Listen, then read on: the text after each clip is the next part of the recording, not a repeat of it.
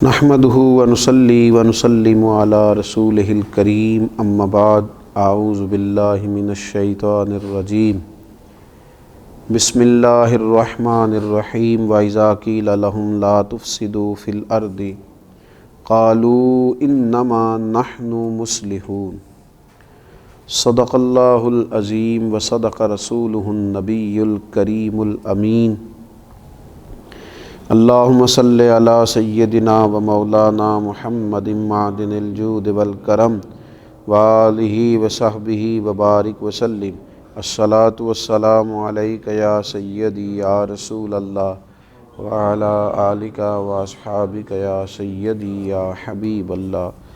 حمد و صلاۃ کے بعد روحانی مسائل میں سے ایک بڑا مسئلہ ہوتا ہے تملق کا مسئلہ، چاپلوسی کرنا۔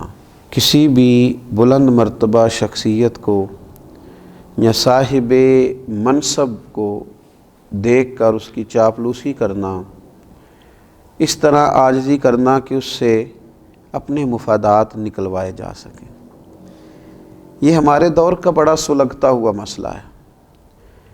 ہمارے ہاں تو جو زیادہ اچھی وزارت لینا چاہے اس کے لیے زیادہ اچھا چاپلوس ہونا ضروری ہوتا ہے۔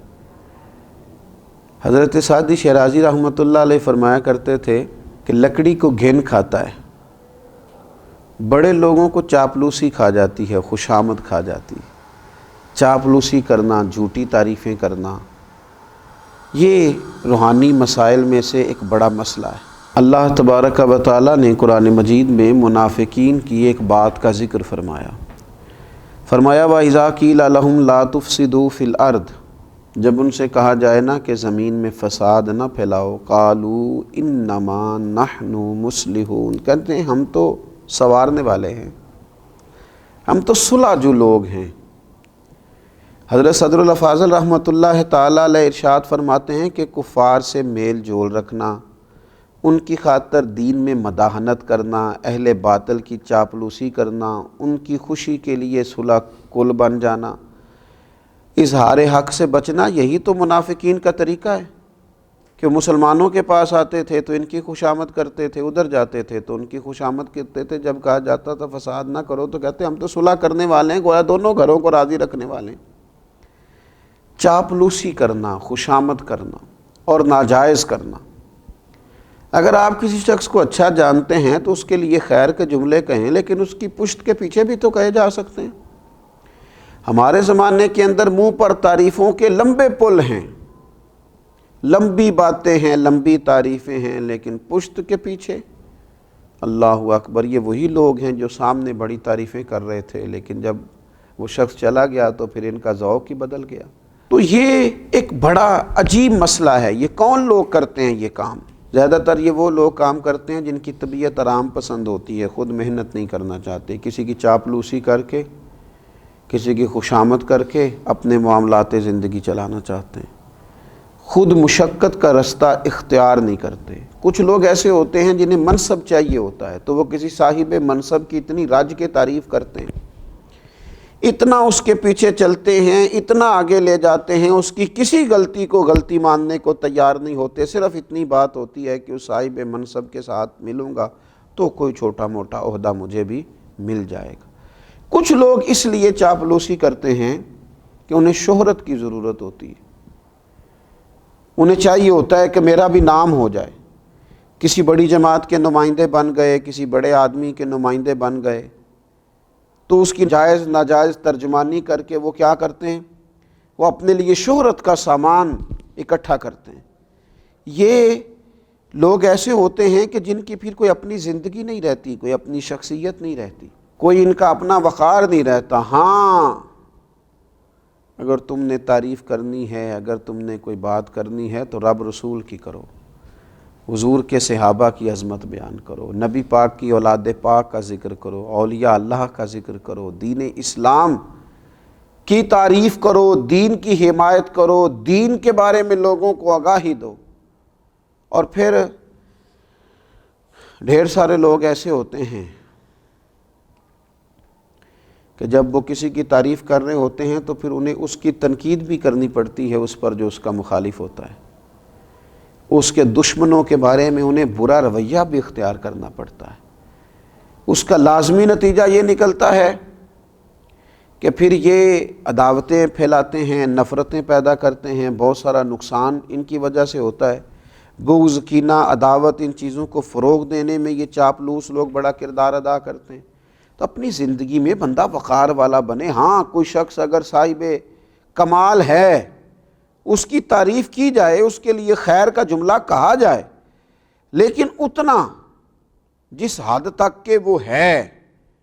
بریلی شریف کے بہت بڑے بزرگ تھے، شیخ الحدیث حضرت مولانا تحسین رضا صاحب رحمۃ اللہ تعالی علیہ۔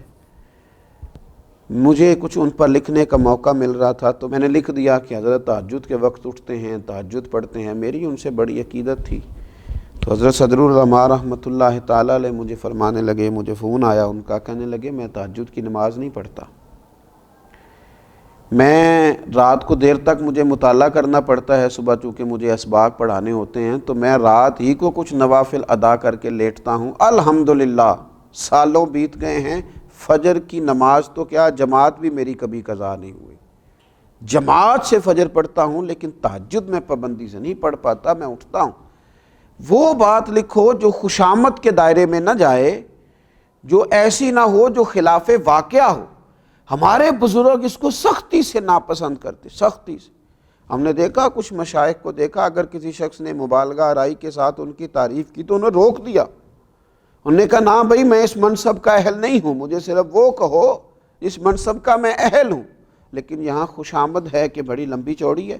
اللہ کے پیارے رسول صلی اللہ تعالیٰ علیہ وآلہ وسلم نے ارشاد فرمایا، جس نے کسی غنی کی مالدار کے لیے، حضور فرمانے لگے جس نے کسی مالدار کے لیے عاجزی اختیار کی اور اپنے آپ کو اس کی تعظیم اور مال و دولت کے لالچ کے لیے بچھا دیا، صرف مال کی وجہ سے، دولت کی وجہ سے اپنے آپ کو اس کے سامنے بچھا دیا، تو حضور فرماتے ہیں ایسے شخص کی 2/3 غیرت اور دین کا آدھا حصہ جاتا رہا۔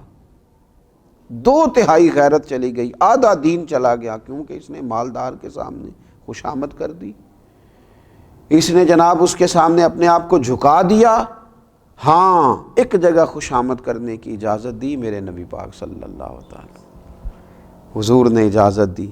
اللہ کے محبوب علیہ السلام فرمانے لگے، یہ بھی امام بہقی نے اس کو لکھا ہے، حضور علیہ السلام نے فرمایا خوشامد کرنا مومن کے اخلاق میں سے نہیں ہے، مگر علم حاصل کرنے کے لیے خوشامد کر سکتا ہے، اپنے اساتذہ کے لیے، اپنے مشائخ کے لیے، ان کی محبت میں کچھ ایسے کلمات کہہ سکتا ہے جس سے ان کا دل اس کی طرف مائل ہو اور اپنے سینے کے علوم سے اسے آگاہ کر دیں، یہاں وہ ایسے الفاظ اختیار کر سکتا ہے، ورنہ اسے خوشامد کی۔ ہمارے تو گھروں میں اس آدمی کی حکومت ہوتی ہے جو خوش آمدی ہوتا ہے، ہمارے تو علاقوں میں اس شخص کی حکومت ہوتی ہے جو خوش آمدی ہوتا ہے، تنظیموں میں، جماعتوں میں، اداروں میں، خانقاہوں میں خوش آمدیوں کے غلبے ہوتے ہیں۔ یاد رکھنا خوش آمدی پیچھے رہ جاتے ہیں اور کام کرنے والے آگے نکلتے ہیں۔ کام کو ہی دوام ہے، کام ہی ہمیشہ باقی رہتا ہے۔ خوش آمد نہ کریں، کام کریں، ڈیوٹی کریں۔ یہ خوش آمد تو ایک روحانی مرض ہے، اللہ تعالی ہمیں اس مرض سے نجات عطا کرے۔